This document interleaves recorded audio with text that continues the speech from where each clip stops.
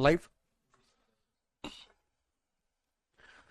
Hello नमस्कार दोस्तों, उम्मीद करता हूं आप सभी बिल्कुल ठीक होंगे और क्लास लेने के लिए आप सभी बिल्कुल तैयार होंगे। जितने ऐसे छात्र क्लास के अंदर आ चुके हैं आप सभी का हार्दिक स्वागत। चलिए फटाफट से क्लास को स्टार्ट करते हैं। मुझे एकदम धुआंधार तरीके से आप बता दीजिए कौन कौन ऐसे बच्चे हैं जो क्लास के अंदर आ चुके हैं, क्योंकि आपके आ जाने से इस क्लास का माहौल एक अलग स्तरीय लेवल पर पहुंच जाता है। और क्योंकि आप सभी जानते हैं कि यह कोई आम क्लास नहीं है, पूछता है भारत में, मैं जीत राणा स्वागत करता हूं आप सभी का। फटाफट से बता दीजिए। अब मैं देख रहा हूं यहां पर दीपांशु कुमार, कांची चौधरी, राजेंद्र, प्रतिमा, जीशान, पल्लवी, तान्या, प्रतिमा, संजना, मधु, अवंतिका, प्रखर, प्रकाश, प्रतिमा, अजय, दीपक, कल्पना, बहुत सारे बच्चे आ चुके हैं और आप सभी का बहुत बहुत स्वागत है। ठीक है, चलिए। हाँ जी, क्या हाल है? हाँ जी, गुड मॉर्निंग। चलिए क्लास को स्टार्ट करते हैं। जैसा कि आप सभी जानते हैं जो टॉपिक था वो कंप्लीट कर चुके थे और आज की क्लास में जो खास टॉपिक हमें स्टार्ट करना था वो सिख डायनेस्टी है। सिख डायनेस्टी की जो एक्सपेंशन है वो किस तरीके से हुआ है उसके बारे में हम बात कर रहे थे। कृपया करके यहां पर आ जाइए जहां पर हम डिस्कशन कराना आपसे चाहते हैं। 1708 में गुरु गोविंद सिंह जी की मृत्यु के बाद बंदा बहादुर जी तख्त पर बैठते हैं। अब बंदा बहादुर जी के बारे में लिखते हैं बहुत महत्वपूर्ण जानकारियां। ठीक है, क्या आप तैयार हैं? चलिए, तो बंदा बहादुर जी के बारे में सबसे पहले आप लिखना। ये कश्मीर के रहने वाले थे। ठीक है, ये कश्मीर के रहने वाले थे। रहने वाले कहां के थे? कश्मीर के रहने वाले थे। कश्मीर के रहने वाले थे। रहने वाले थे, रेजिडेंस ऑफ कश्मीर। इनके परिवार को तेग बहादुर सिंह जी ने बचाया था। परिवार को तेग बहादुर सिंह जी ने बचाया था। ठीक है, इनके परिवार को तेग बहादुर सिंह ने बचाया। तेग बहादुर जी ने बचाया था। जी ने बचाया था। जी ने बचाया था। ठीक है, कब बचाया था भाई? सर 1674 में। 1674 में किससे बचाया था? औरंगजेब से। औरंगजेब से। औरंगजेब से बचाया था। औरंगजेब से। क्लियर? अब बंदा बहादुर जी बनते हैं पॉलिटिकल लीडर, और जब वो पॉलिटिकल लीडर बनते हैं तो उसके बाद क्या परेशानियां, क्या कहानियां होती है उनके बारे में बात करते हैं। ठीक है, चलो अब बात को समझिए भाई कि बंदा बहादुर जी 1708 में 1708 में सिखों के पहले राजनीतिक लीडर बनते हैं। पहले राजनीतिक शासक बने। तो 1708 में राजनीतिक शासक बने, सिख साम्राज्य के राजनीतिक शासक। सिख साम्राज्य के राजनीतिक शासक बने। सिख शासक बने।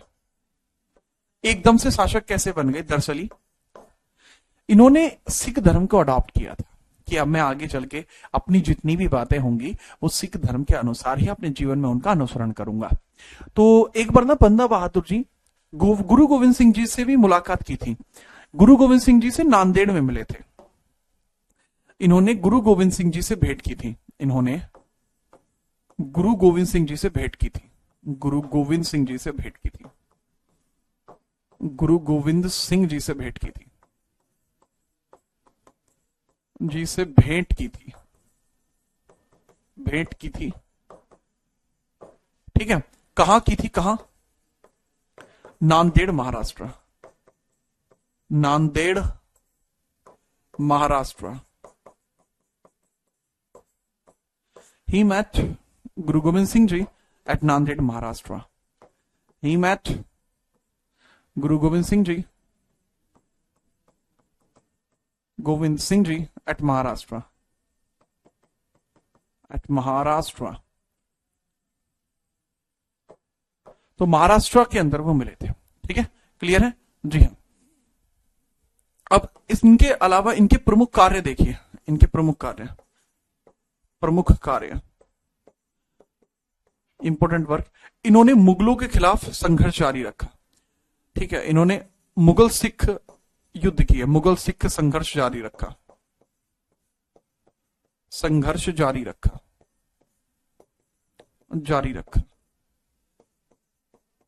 ठीक है, 1708 से इन्होंने शुरू किया था। 1708 में मुगल सिख संघर्ष शुरू हुआ था, जिसको इन्होंने जारी रखा था। ठीक है, इसको लिख दें कंटिन्यूड मुगल सिख कन्फ्लिक्ट।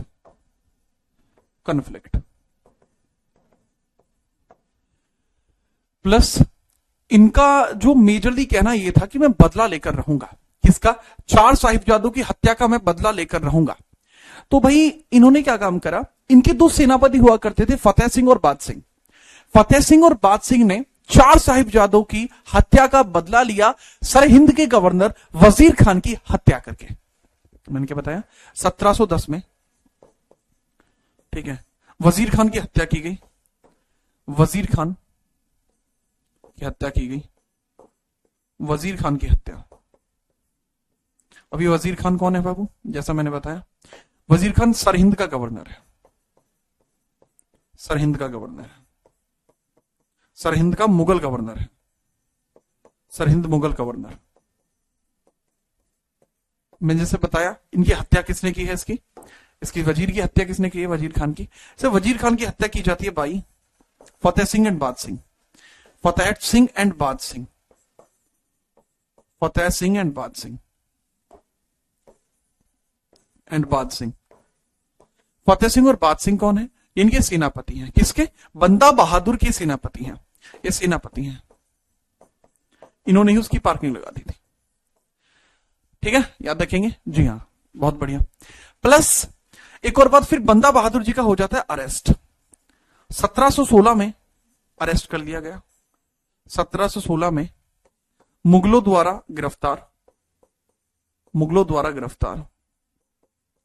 गिरफ्तार यानी अरेस्ट कर लिए गए।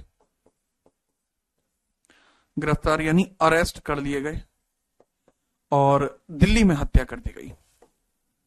ठीक है, और हत्या कर दी गई, हत्या इन दिल्ली। तो पूछा जाता है हत्या के आदेश कितने दिए थे? भाई फर्रुख शीर ने आदेश दिए थे। फर्रुख शीर ने आदेश दिए थे। फर्रुख शीर ने आदेश दिए थे। इनका एक बेटा हुआ करता था। इनका बेटा था बंदा बहादुर सिंह जी का, एक बेटा भी था। इनका एक पुत्र था, बेटा था, जिसका नाम था अजय सिंह।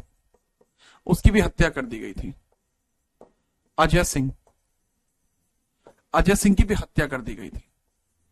किसने की थी? मुगल्स ने।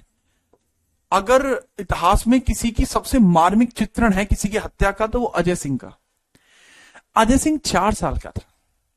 अजय की एज क्या थी? अजय की एज थी बाबू 4 इयर्स। अजय की एज थी 4 इयर्स और मुगल्स ने उसको पकड़ा। इसके पिताजी तो गिरफ्तार हो ही चुके थे। तो मुगल्स ने कहा कि अगर बंदा बहादुर इस्लाम को एक्सेप्ट कर लेगा तो हम अजय को भी छोड़ देंगे और बंदा बहादुर को भी छोड़ देंगे। लेकिन बंदा बहादुर ने कहा कि नहीं, आप चाहे मेरी जान लो या मेरे पुत्र की जान लो, मैं अपने धर्म के प्रति अड़िग हूं। क्योंकि अगर आज मैंने अपना धर्म परिवर्तित किया तो ना जाने कितने ऐसे लोग होंगे जो अपने इस धर्म को छोड़ देंगे और ऐसे सिख धर्म खत्म हो जाएगा। तो उन्होंने बहुत बहादुरी दिखाई। लेकिन यहां पर जो फर्रुख शीर के द्वारा आदेश दिए गए, बिल्कुल अमानवीय, इनह्यूमेन। उन्होंने कहा कि अजय सिंह 4 साल का है, इसको मतलब चाकू से मार दो, इसका दिल निकालो और वो जबरदस्ती बंदा बहादुर जी के मतलब खिलाने की कोशिश करो, जबरदस्ती। तो इतना कुछ मार्मिक चित्रण था। बहरहाल उसके बाद बंदा बहादुर जी ने मना ही कर दिया था और मतलब आप सभी समझ सकते हैं कितना मार्मिक चित्रण उस समय रहा होगा। बाद में बंदा बहादुर सिंह जी को भी फांसी की सजा दे दी गई। हालांकि इनकी हत्या की गई थी, तलवार के थ्रू ही इनको मारा गया था और वो 1716 में ऐसा हुआ। ठीक है जी। हाँ, जो मैंने बातें बताई ये आप किसी भी ग्रंथ में पढ़ सकते हैं, किसी बुक में पढ़ सकते हैं। मेजरली बुक्स के अंदर ये लिखा हुआ है। ठीक है, चलिए आगे बढ़ते हैं और आगे हम देखते हैं इसके बाद किस प्रकार से कहानी रही है। अब 1716 में इनकी डेथ के बाद कोई भी बड़ा सिख एम्पायर में रूलर नहीं निकल के आ पाया, बट एक बड़ा ही इंपोर्टेंट सा कॉन्सेप्ट निकल के आता है, उसकी हम बात करते हैं। अगर आपने नोट हो गया तो बता दीजिए नोटेड। ठीक है चलिए, ठीक है आगे बढ़िए फटाफट। जी हाँ, आगे बढ़े क्या? Yes sir. चलो, इनके बाद क्या होता है वो समझने की कोशिश करना। ठीक है, आज मराठा भी स्टार्ट करने ना, वो फटाफट से मराठा भी स्टार्ट कर लेंगे आज। इनके बारे में समझिए। तो 1716 से लेके 48 के बीच में कोई भी बड़ा रूलर नहीं आया। 1716 से लेके 48 के बीच में कोई महत्वपूर्ण सिख लीडर नहीं आया। कोई महत्वपूर्ण सिख लीडर नहीं रहे। कोई महत्वपूर्ण सिख रूलर या शासक नहीं बने। बट कपूर सिंह नाम के एक प्रभावशाली व्यक्ति थे। सर इनके उपनाम नहीं बताए आपने, बेटा लिख सकते हो इनके उपनाम।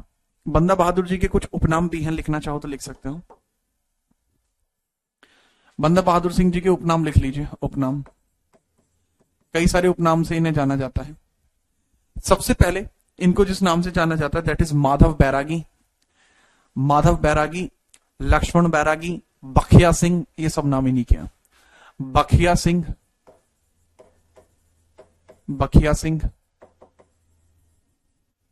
ठीक है, लक्ष्मण सिंह, माधव बैरागी,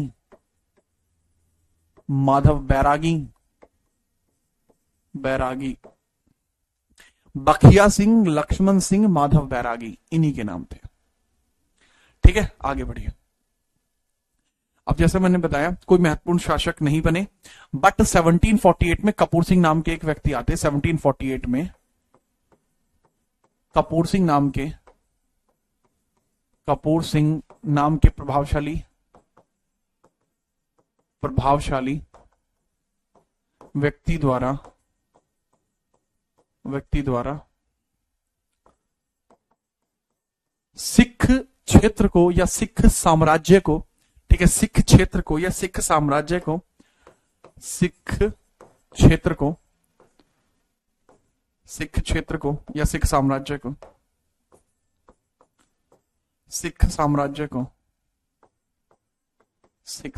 को 12 मिसलों में बांट दिया गया। 12 मिसलों में बांट दिया गया। मिसलों में बांटा,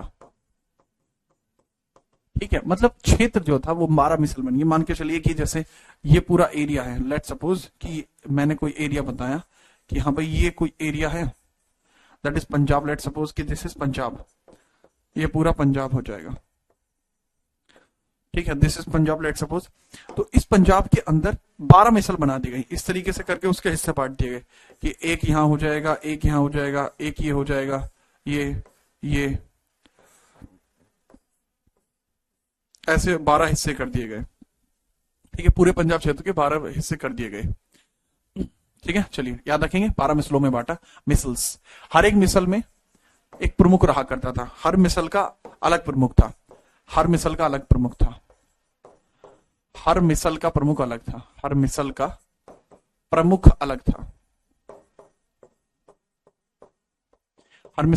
अलग था। मतलब यहां कोई और मुखिया, वहां कोई और मुखिया, हर एक जगह अलग अलग मुखिया यहां पर थे।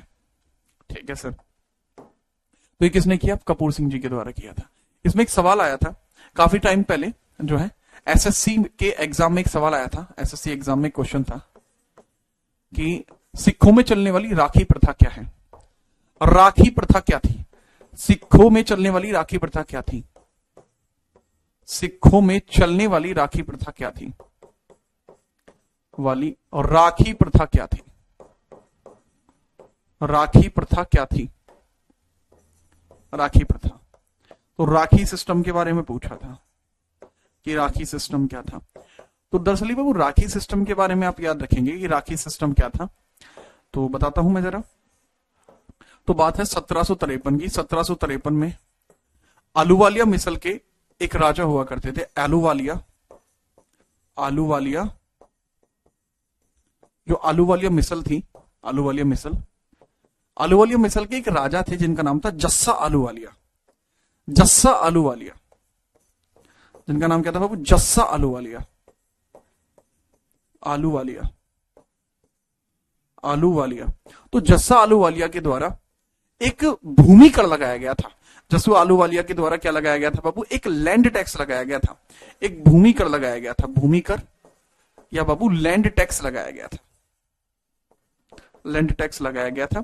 और जो भूमि कर या लैंड टैक्स बाबू लगाया गया था, उसका नाम क्या था बाबू? राखी प्रथा। वही राखी था, यही था राखी सिस्टम, दैट वाज राखी सिस्टम, यही राखी सिस्टम था। ठीक है, चलिए। हाँ सॉरी, आलूवालिया नहीं, रामगढ़िया, रामगढ़िया नाम था जस्सा आलूवालिया। इनकी मिसल का नाम रामगढ़िया था। मिसल का नाम गलत लिख दिया है, आलूवालिया मिसल भी आप बोल सकते हैं। चाहे तो आलूवालिया मिसल बोल लीजिए, ठीक है, या मतलब चाहे तो आप आलूवालिया मिसल भी अगर किसी ने लिख लिया गलत नहीं होगा, बट रामगढ़िया मिसल मेजर है। ठीक है, चलिए। क्या नाम? रामगढ़िया मिसल मेजर है वैसे, रामगढ़िया मिसल, रामगढ़िया मिसल, रामगढ़िया मिसल।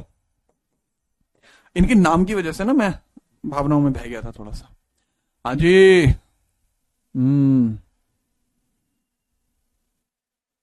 हाँ जी, बहुत बढ़िया। और बताओ कितने परसेंट होता था भाई? भूमि पे लगता था 33%, इसका रेट होता था 33%।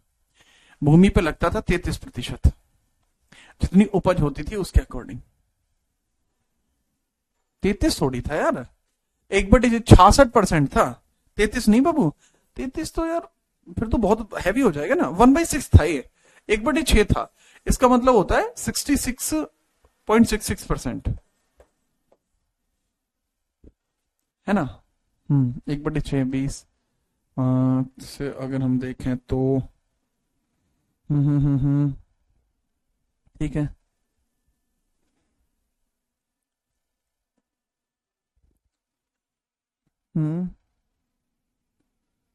नहीं सॉरी गलत लिख दिया, 72 की बाबू। 1/6 था, और 1/6 का मतलब होता है कि अगर आप इसको देखेंगे 1/6 को, तो 6 कम 6, तो काफी कम हो जाएगा ये। ठीक है, यानी 16.25, 16 दूनी 32, 33, यानी 16.75 के समथिंग समथिंग, अप्रोक्स अप्रोक्स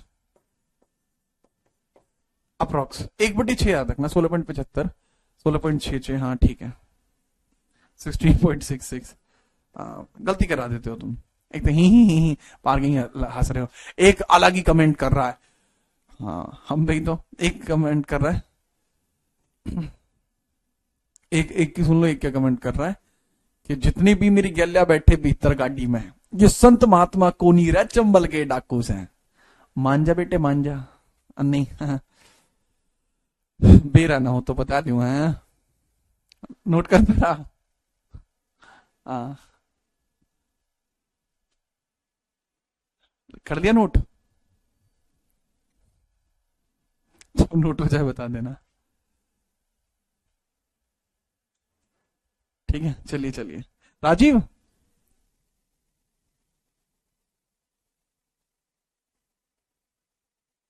हाँ भाई नोट कर लिया।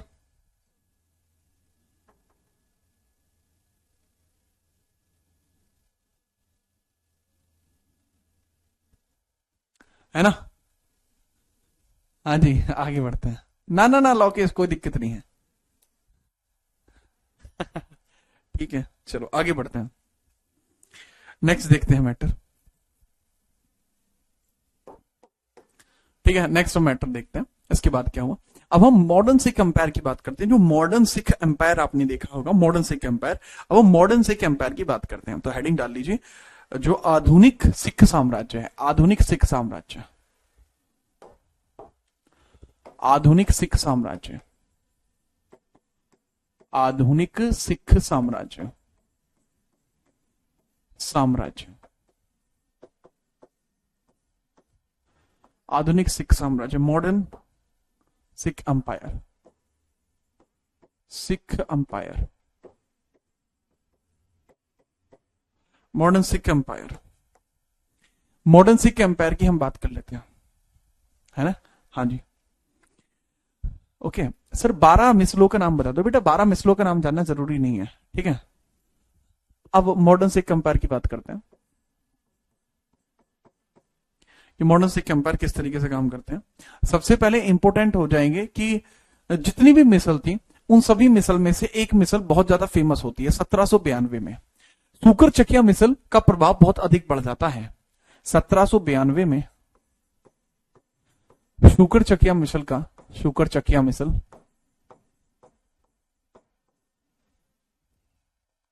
शुकर चकिया मिसल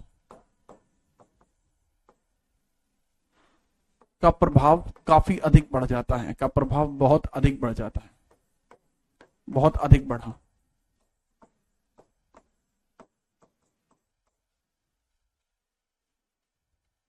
ठीक है, चलें। और शुकर चकिया मिसल के ही एक लीडर आपको देखने को मिलेंगे शुकर चकिया मिसल के, तो इसी में से प्रमुख निकलते हैं। इसी में राजा रंजीत सिंह या फिर रंजीत सिंह जी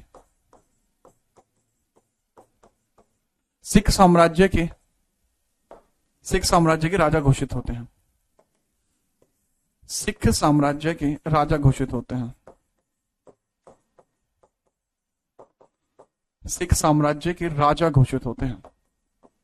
राजा घोषित हुए, घोषित। Declared king Ranjit Singh, declared as king. दिक्कत या फिर इनके बारे में विशेषता यह है कि इन्होंने सिख साम्राज्य को वापस से एक जगह मिलाया। ठीक है, चलिए। इन्होंने क्या काम किया, इन्होंने रंजीत सिंह जी ने क्या काम किया, इन्होंने सिख साम्राज्य को पुनः एक जगह मिलाया। सिख साम्राज्य को पुनः एक जगह किया। टूट गए थे ना वो अलग अलग भागों में, तो इन्होंने उसको यूनाइट किया कि सिख साम्राज्य भी एक जगह रहेगा। इसके बाद इनके इंपॉर्टेंट काम है कि जैसे 1796 में इनके ऊपर अटैक किया जाता है अहमद शाह अब्दाली। ठीक है, याद रखना। अहमद शाह अब्दाली का एक वंशज है जिसका नाम है जमान शाह। जमान शाह इनके ऊपर अटैक करता है 1796 में, बट वो विफल रहता है जमान शाह। ठीक है, याद रखना। देखो, बाद में क्या बताना चाहूंगा कि 3 साल आपको याद रखनी है, 1796, 1797 और 1799। 1796, 97, 99 3 साल है। कैसे कैसे याद रखनी है? अब भैया 1796 में होता क्या है, जमान शाह का अटैक, जमान शाह का आक्रमण। जमान शाह ने किया था आक्रमण, लेकिन ये क्या हो गया, ये हो गया फेल। ठीक है, नो रिजल्ट, इसका कोई रिजल्ट नहीं निकला, नो रिजल्ट, कोई नहीं जीता इसमें। बट जमान शाह कौन है सर? ये अफगानिस्तान का शासक है, अफगान का रूलर है, का शासक है। अफगान का शासक है कौन से वंश का? दुरानी वंश का है। 1797 में जमान शाह जीत जाएगा। जमान शाह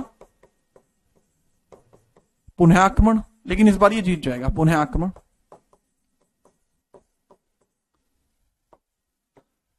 और इस बार वो जीत भी जाएगा। वॉन और कैप्चर लाहौर पर कब्जा कर लेता है। बट दिक्कत पता है क्या थी यहां? दिक्कत ये थी कि जमान शाह का जो कब्जा है वो लाहौर पर हो तो गया, बट एक मैटर हो गया, इसकी सेना, तोप वगैरह सब किसके कब्जे में आ गई? रंजीत सिंह जी के कब्जे में आ गई। तो इसने रंजीत सिंह जी से रिक्वेस्ट की कि आप कृपया करके हमारी तोप दे दो, क्योंकि हम आक्रमण नहीं कर पाएंगे। तो रंजीत सिंह ने कहा था कि सुन, अगर तुझे ये लगता है कि मैं तेरे निहत्थे पे अटैक करूंगा तो लाडले ऐसी कोई बात नहीं है, तुम्हें तोप चाहिए ना अपनी, ले जाओ तोप और फिर अटैक कर लेना। तो उस पूरे वृतांत को देखकर ये हिल गया, शौक में रह गया जमान शाह कि बताओ ये अपने दुश्मन को उसके हथियार लौटा रहे हैं। अरे वाह, क्या अलग ही लेवल है इनका। तो इस बात को देखने के बाद रंजीत सिंह जी को लाहौर का कब्जा मिल जाता है, यहां समझना। जमान शाह, ठीक है, जमान शाह और इनके बीच में एक संधि एक जैसी होती है, और 1799 में लाहौर पर रंजीत सिंह जी का कब्जा, लाहौर रंजीत सिंह जी को प्राप्त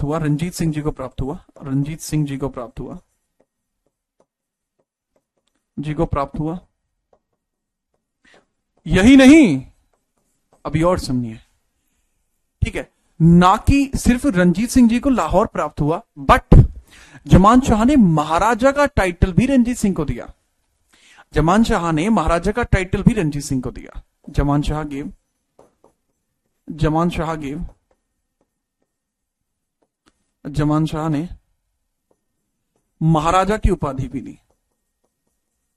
महाराजा की उपाधि भी दी। तो उसके बाद ये क्या कहलाए? महाराजा रंजीत सिंह। ठीक है, याद रखना, महाराजा रंजीत सिंह याद रखना। आपने वो कोहिनूर वाला केस पता है कि कोहिनूर इनके पास तक कैसे आया था? कोहिनूर कैसे आया था आगे चल के वो मैं यहां लिख देता हूं। ठीक है, यहां एक ब्रैकेट बना के लिख देता हूं।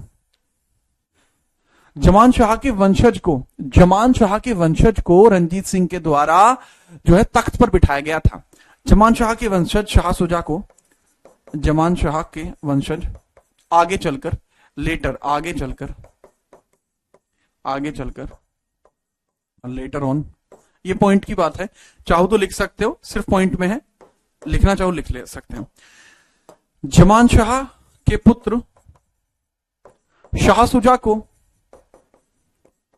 शुजा को अफगान में तख्त पर बिठाया था। तख्त पर रंजीत सिंह जी ने बिठाया।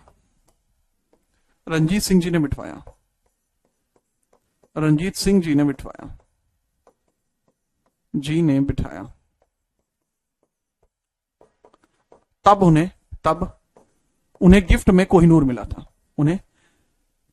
तब उन्हें गिफ्ट में या उपहार में कोहिनूर मिला। गिफ्ट या उपहार में कोहिनूर मिला। और इस तरीके से कोहिनूर, जो कि नादिर शाह चुरा के ले गया था, वो वापस इंडिया में आ गया।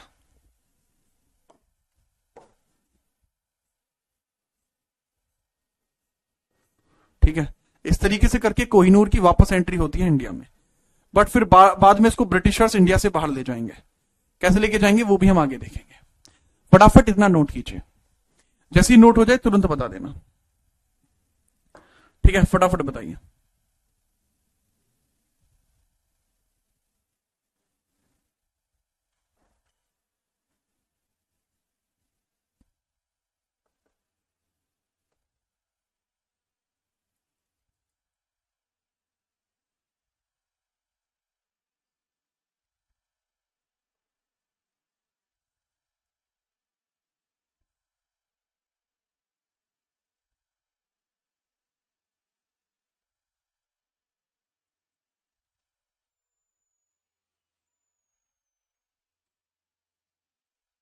जैसे ही नोट हो जाए तुरंत बता दीजिए, तुरंत हम आगे बढ़ जाएंगे।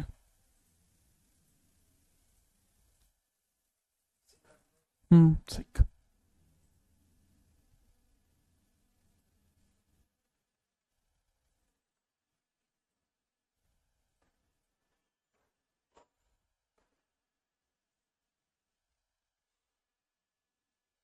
ठीक है, इसके बाद इंपॉर्टेंट घटना देखिएगा, यहीं पे मिल जाएगा मौका। अब धीरे धीरे फिर ब्रिटिशर्स ने सिख एम्पायर के ऊपर कब्जा करना शुरू किया कि हाँ भाई, अब वो बहुत बढ़िया लेवल पे आगे बढ़ेंगे, क्योंकि उधर ब्रिटिशर्स भी पूरा प्रयास कर रहे हैं। ठीक है, चलिए, तो कैसे है जी फिर मैटर ये हुआ कि ब्रिटिशर्स ने इनको प्रस्ताव किया, ब्रिटिशर्स ने हमला कर दिया पंजाब पे। अच्छा, याद रखना, इनकी कैपिटल थी, इन्होंने महाराजा रंजीत सिंह ने ना केवल लाहौर पर कब्जा किया, पर 1799 में इन्होंने लाहौर को कैपिटल भी बनाया। ठीक है, चलो, तो ऐसी परिस्थिति में अब ये समझना, 1809 में ब्रिटिश ने या फिर ब्रिटिश सेना ने रंजीत सिंह जी पर आक्रमण किया।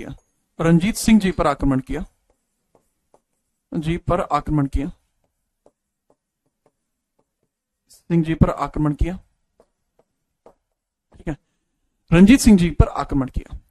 और जब रंजीत सिंह जी पर आक्रमण किया गया तो ऐसी परिस्थिति में 1809 में अमृतसर की संधि भी साइन करनी पड़ी।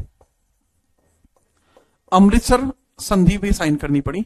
और ऐसी परिस्थिति में अमृतसर किसके पास चला गया? संधि में क्या तय होता है कि अमृतसर में ब्रिटिश अधिकारी व्यापार कर सकते हैं, ये चीज हो जाती है बाबू तय कि भाई व्यापार कर सकते हैं ये, ठीक है। और अमृतसर संधि किस किस के बीच में साइन होती है? ब्रिटेन और सिख। अब इसमें ना एक बहुत बड़ा डाउट रहता है बच्चों को कि सर ये ब्रिटेन की तरफ से कौन थे? ब्रिटेन की तरफ से कौन थे? बाबू ब्रिटेन की तरफ से जो आपको देखने को मिलता वो है चार्ल्स मैटकाफ।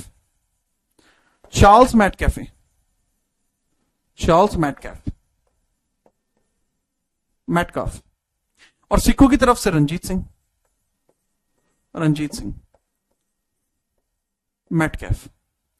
तो सर मिंटो कहां था? बाबू आक्रमण करने वाला मिंटो था।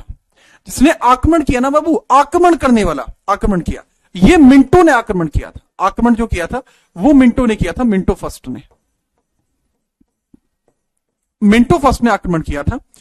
और चार्ल्स मैटकैफ जो था, ठीक है, मैटकैफ वो आदमी है बेसिकली जिसने संधि पर साइन किया था।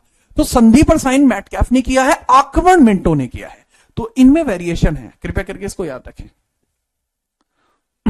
चलिए ठीक है, एक बच्चा लाइन लिख रहा है, रोको लाइन लिखो, मुझे देखनी है। हाँ आप नोट करो, एक बहुत जोर की लाइन लिखी है एक लड़की ने कि माना कि हम अदब से बात नहीं करते, पर ये मानो मतलब से बात नहीं करते। क्या कह रहा है? बहुत गच बात कह रहा है कि माना कि हम अदब से बात नहीं करते, पर ये मानो मतलब से बात नहीं करते। ये नरम लहजा, ये प्यारी बातें तेरे लिए हैं, हम इस लहजे में सबसे बात नहीं करते। वाह वाह वाह वाह, क्या बात कही है आपने, अच्छी बात थी ये तो, गच था कुछ है, ये तो अच्छा था। सर वही कोहिनूर जो मलिक कफूर के पास था? हाँ ये वही कोहिनूर है जो इधर से उधर घूम रहा है। मिंटू भाई अरे मिंटू अलग है यार ये। सर कोहिनूर का हीरा एक ही था? हाँ बाबू कोहिनूर का एक ही हीरा था। जब नोट कर लो फिर आगे बढ़ेंगे।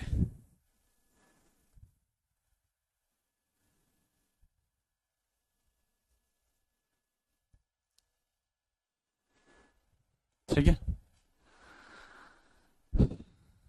ये नरम लहजा, ये प्यारी बातें तेरे लिए हैं, हम इस लहजे में सबसे बात नहीं करते। वाह जी वाह। चलो खैर छोड़ो। इसके बाद 1839 में रंजीत सिंह जी की डेथ होती है। ठीक है, नेक्स्ट पेज पे बता रहा हूं। इसके बाद 1839 में रंजीत सिंह जी की डेथ होती है। इसके बाद 1839 में रंजीत सिंह जी की होती है डेथ। महाराजा रंजीत सिंह जी की मृत्यु। महाराजा रंजीत सिंह जी की मृत्यु। सिंह जी की मृत्यु, उनकी हो जाती है डेथ। ठीक है, याद रखना। और इनकी डेथ के बाद जो नेक्स्ट आते हैं वो समझिएगा। खड़क सिंह आते हैं, बहुत समय रह पाते हैं, बहुत कम समय रह पाते हैं। उसके बाद ननिहाल सिंह आते हैं। खड़क सिंह, ननिहाल सिंह, शेर सिंह। सबसे पहले खड़क सिंह आते हैं नेक्स्ट, फिर ननिहाल सिंह आते हैं, फिर आते हैं बाबू शेर सिंह, फिर आते हैं दिलीप सिंह,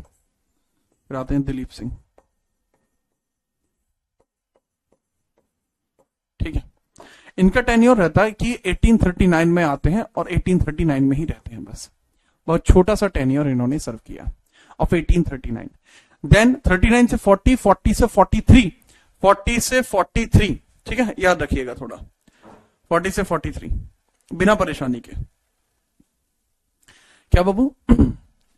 ये आते हैं 1839 से 40 के बीच में ननिहाल सिंह, फिर 1840 से 43 ये बैठते हैं। और ये महत्वपूर्ण शासक नहीं है, these are not important ruler, ये बिल्कुल नॉर्मल रूलर है, ये इंपोर्टेंट नहीं है। फटाफट से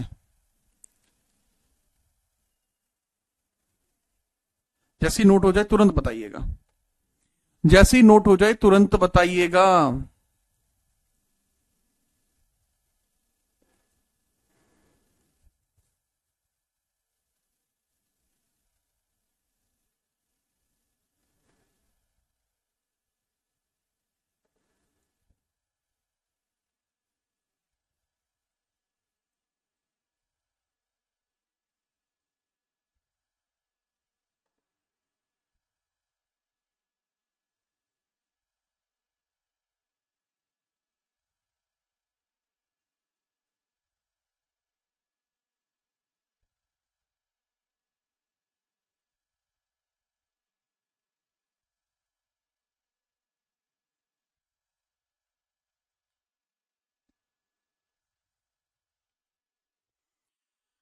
ठीक है जी हाँ, नोट हो गया। हाँ, तो दिलीप सिंह जी आते हैं 43 टू 49, 43 टू 49 रहते हैं, 1843 49। अच्छा, ये लास्ट सिख महाराजा हैं, ठीक है, ये लास्ट सिख महाराजा हैं, लास्ट सिख महाराजा हैं ये, इस लास्ट सिख महाराजा, लास्ट सिख महाराज, महाराजा, ये लास्ट सिख महाराजा हैं, ठीक है, याद रखना। इन्हीं के समय में आपको दोनों के दोनों आंग्ल सिख युद्ध देखने को मिलते हैं। प्रथम आंग्ल सिख युद्ध, first Anglo Sikh battle, Sikh battle, और second Anglo Sikh battle, Anglo Sikh battle, first Anglo Sikh battle और सेकंड एंग्लो सिख बैटल, ठीक है। चलिए, अब इसमें क्या पहला जो बैटल हुआ था, फर्स्ट बैटल हुआ है, कब हुआ है? 1845 और 46 में, ये हुआ है 1848 और 49 में। क्या आप याद रख पाएंगे? 45 और 46 में हुआ है, अगला 48 49 में हुआ है। पहले में कौन जीता? ब्रिटिश जीतते हैं, दूसरे में भी ब्रिटिश जीतते हैं। पहले में लाहौर की संधि करानी पड़ी और दूसरे में पूरा जो सिख साम्राज्य है वो उनके अधीन चला गया, ठीक है। ठीक है, चलिए, जैसा मैंने बताया पहले जो होता है इसके अंदर लाहौर संधि करी, ब्रिटिश वॉन, ब्रिटिश इसमें जीतते हैं, तो यहां क्या कराना पड़ा भाई? लाहौर संधि करानी पड़ी। दूसरी के अंदर क्या होता है? दूसरे में ब्रिटिश जीतते हैं, ब्रिटिश जीतते हैं, तो पंजाब पर अंग्रेजी प्रभाव, पंजाब पर अंग्रेजी कब्जा, पंजाब पर ब्रिटिश कब्जा, ब्रिटिश कब्जा। और यहां पर इस समय जो आदमी था उसका नाम था डलहौजी, और यही डलहौजी के द्वारा ही, यही डलहौजी के द्वारा ही मैटर संभाल लिया गया, और यही डलहौजी था, डलहौजी, डलहौजी। तो यह डलहौजी नाम का आदमी था। डलहौजी ने क्या काम किया कि भाई इसने रंजीत सिंह जी, दलीप सिंह जी से दिलीप सिंह जी से इन्होंने क्या काम करा? कोहिनूर लिया, कोहिनूर लिया, और वो रानी को गिफ्ट कर दिया। किसको कर दिया? विक्टोरिया को गिफ्ट कर दिया, विक्टोरिया को गिफ्ट कर दिया, Victoria, Britain queen, Britain queen को दे दिया, ब्रिटेन क्वीन को दे दिया। किसने किया था? डलहौजी ने किया था। डलहौजी ने दिलीप सिंह जी से कोहिनूर देके विक्टोरिया की, ब्रिटेन की क्वीन को दे दिया गिफ्ट के तौर पर। अच्छा, याद रखना, इनको ब्लैक प्रिंस ऑफ पर्थशायर भी बोलते हैं, ब्लैक प्रिंस ऑफ पर्थशायर भी बोलते हैं इनको, ब्लैक प्रिंस भी बोलते हैं, black prince of Perthshire, black prince of Perthshire, इनको ब्लैक प्रिंस भी बोलते हैं। क्यों बोलते हैं? ये बहुत खर्चे करते थे, ब्लैक प्रिंस। कसम से, अगर इन्होंने सच में अच्छे से शासन किया होता ना, तो आज जो पंजाब है वो अंग्रेजों की गिरफ्त में कभी नहीं आया होता। ठीक है, चलिए, ठीक है, चलिए। तो ऐसे है, बहुत ज्यादा ही ऐसे, इसी वजह से इनको ब्लैक प्रिंस ऑफ पर्थशायर बोलते हैं। बहुत ज्यादा खर्चे करते थे, बहुत ज्यादा, ठीक है। इस वजह से ये मैटर कुछ इस प्रकार से रहा। कृपया करके नोट कर दिए, फिर हम आगे बढ़ते हैं। फटाफट नोट करिए।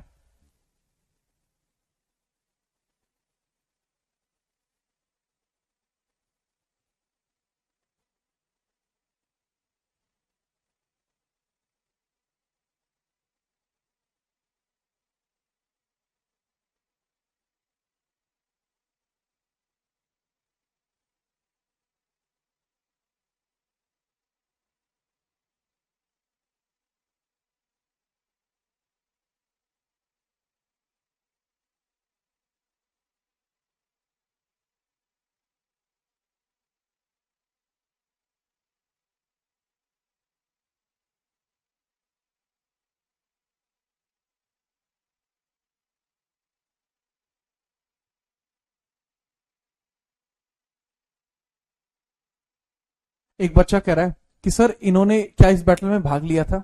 बेटा, बैटल में कैसे भाग ले पाते? ये इनकी 5 साल की एज थी, बैटल में कैसे भाग ले पाते हैं? दिक्कत ये हुआ कि जब ये महाराजा बने तब इनकी एज होती थी 5 साल। मैं ये नहीं कह रहा कि इनकी शुरुआती तौर पर गलती है, गलती ये कि जब ये बड़े हो गए तो इन्होंने वापस से अपने साम्राज्य को प्राप्त करने की कोशिश नहीं की। That was the mistake. अब जैसे दिलीप सिंह जी जो थे, इनका जन्म कब हुआ है? इनका जन्म कब हुआ है? 1838 में। तो जब 1838 में जन्म हुआ भाई, 5 साल की उम्र में अगला राजा, अगला शासक बन जा रहा है। ठीक है, जब 5 साल की उम्र में शासक बने तो संरक्षक इनकी कौन थी? जिंद कौर। इनकी संरक्षक कौन थी? संरक्षक इनकी माता थी जिनका नाम था जिंद कौर। इनकी प्रोटेक्टर थी जिंद कौर, जो इनकी माता थी, माता। ठीक है, तो इनको शुरुआती तौर पर पेरिस में बहुत ज्यादा पाला गया था। ठीक है, चलिए, नोट हुआ।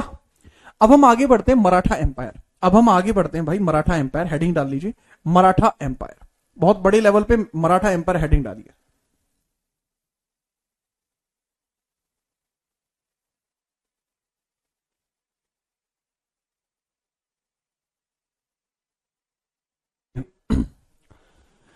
हाँ भाई, सर आज कौन राजा होंगे?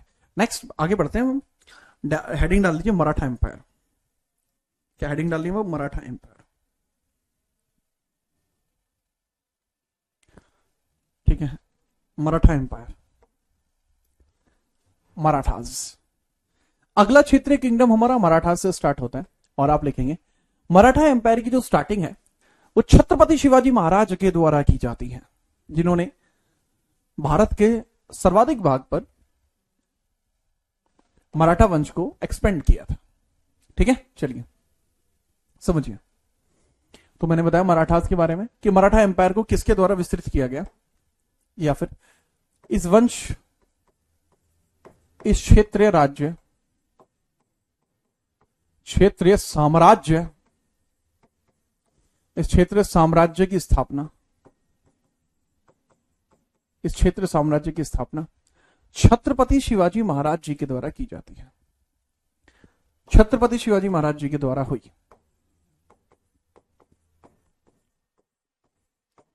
उस शिवाजी महाराज जी के द्वारा हुई, द्वारा हुई। ठीक है, अब जो शिवाजी महाराज हैं इनके बारे में बात करते हैं।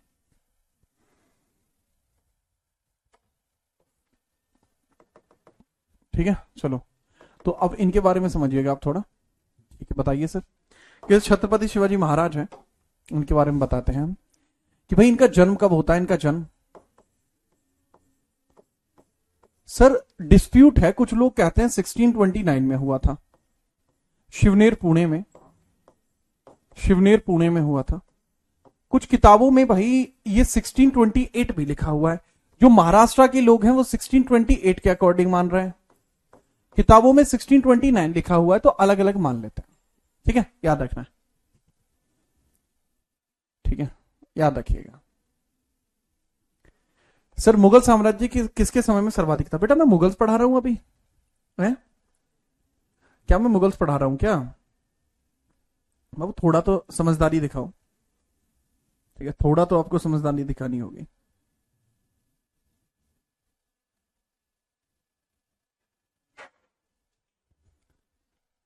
नहीं, इसमें एक वो है, एक कुछ लोग 1627 बताते हैं और कुछ लोग बताते हैं 1630। हाँ, चेंज द डेट। कुछ लोगों का कहना है कि इनका जन्म जो है 1627 में हुआ था, 1627 में। वहीं कुछ लोगों का कहना है कि वो 29 या 30 के मध्य हुआ। वहीं कुछ लोगों का कहना है वो 29 या 30 के मध्य हुआ, 28 कोई नहीं बताता। जो महाराष्ट्र में रहते हैं लोग, उनके द्वारा कहना है कि 1627 में हुआ। बुक्स बताती हैं इतना, क्योंकि ये सवाल डिस्प्यूटेड है, इस कारण से कभी भी एग्जाम में नहीं पूछा जा सकता, क्योंकि ये डिस्प्यूटेड है। इनके पापा का नाम शाहजी भोसले था, पापा का नाम शाहजी भोसले, और माता का नाम जीजाबाई। शाहजी भोसले और जीजाबाई। शाहजी भोसले, इनके पिता का नाम क्या था? शाहजी भोसले। शाहजी भोसले और जीजाबाई इनकी माता का नाम था। भोसले डायनेस्टी के ये थे। ठीक है, याद रखना, वो तो आपके सरनेम से ही पता लग गया। माता का नाम क्या था? जीजाबाई। माता का नाम था जीजाबाई।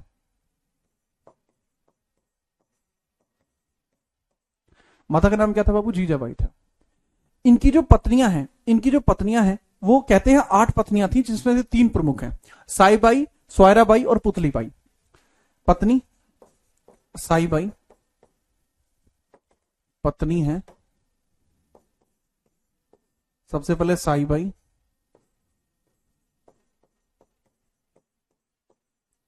सोयरा बाई, सोयरा बाई और पुतली बाई।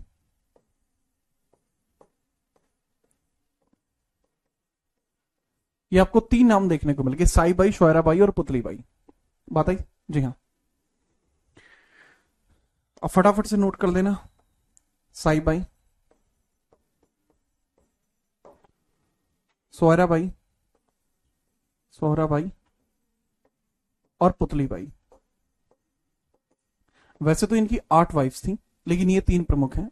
पत्नी वैसे 8 वाइफ्स थी इनकी, बट दिस इज इंपॉर्टेंट कि साई बाई, सोहरा बाई और पुतली बाई, ये इंपॉर्टेंट है। इंपॉर्टेंट याद रखेंगे? जी हाँ। और इसमें ये याद रखना, इसमें पूछा जाता है पहली पत्नी कौन थी और शिवाजी की डेथ के बाद इसमें से सती कौन हुई थी। ठीक है, पहली पत्नी कौन थी? ठीक है, चलिए। पहली पत्नी साई बाई थी, फर्स्ट वाइफ, पहली पत्नी। और पहले प्रथा थी सती प्रथा की। तो शिवाजी की मृत्यु होने पर सती कौन हुई थी? पुतली बाई सती हुई थी, सती हुई। तो सती हुई थी ये, क्या सती ये हुई थी, इनके बारे में याद रखना।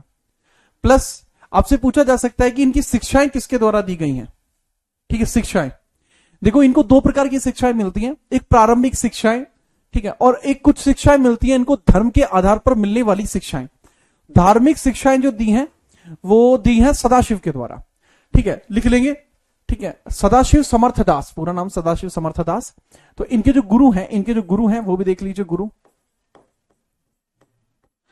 कुछ शिक्षाएं तो होती हैं जैसे युद्ध कौशल, युद्ध प्लस प्राइमरी एजुकेशन, प्राथमिक शिक्षा, ये अलग व्यक्ति ने दी है। प्राथमिक शिक्षा अलग व्यक्ति ने दी है। प्राइमरी एजुकेशन एंड अदर लिख देता हूं, सही से नहीं लिखा गया है। प्राइमरी एजुकेशन यानी प्राथमिक शिक्षाएं। जो धार्मिक शिक्षाएं वो अलग व्यक्ति के द्वारा दी गई हैं। धार्मिक शिक्षा अलग व्यक्ति के द्वारा दी गई है। ठीक है, बहुत बढ़िया। अब इंपॉर्टेंट बात ये आती है इसमें कि युद्धीय प्रारंभिक शिक्षा इनको इनके चाचा ने दी थी, जिनका नाम था दादा कौंडदेव। चाचा ने दी थी, जिनका नाम था दादा कौंडदेव। धार्मिक शिक्षा जो दी है वो समर्थदास ने दी है।